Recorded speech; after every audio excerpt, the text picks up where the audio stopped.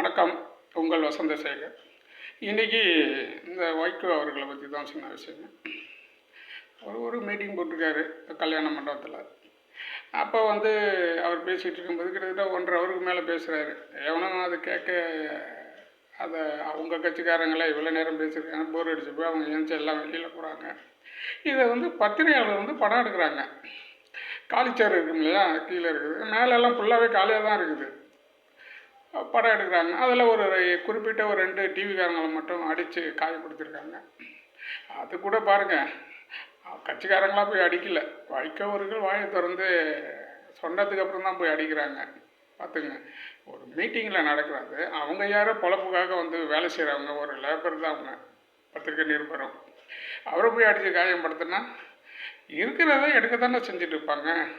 அதுக்கு நீங்கள் தான் எல்லாமே புல்லப் பண்ணணும். ஒரு அனுபவமிக்க ஒரு அரசியல்வாதி, எத்தனை வருஷமாக இங்கே அரசியல் இருக்கீங்க, இந்த அனுபவம் கூட இல்லை பாருங்கள். ஒரு பேசிகிட்டே இருக்கும்போது போய் பண்ணாக்கா பெரிய மீட்டிங்லாம் என்ன வருது, எல்லாத்தையும் கேமராவெலாம் அடித்து உடச்சி பிடிங்கிடுவாங்க சில மீட்டிங்கெல்லாம். அதுமாரி ஒரு வன்முறையான ஒரு விஷயங்கள் எல்லாம் செய்யக்கூடாது. அந்த பத்திரிக்கை சுதந்திரம் அப்புறம் எப்படி நீங்கள் தானே சொல்கிறீங்க பத்திரிக்கை சுதந்திரம்? அவனாக்க போய் பாராளுமன்றத்தில் போய் அமர் சபை எங்கள் பக்கம் வந்துட்டு போயிட்டார். எல்லாம் இதேமாரி ஒரு வன்முறையாகவே பேசி இன்னும் இந்த பழைய நினப்பிலே இருந்துகிட்ருக்காங்க. இது மிகவும் கண்டிக்கத்தக்கது.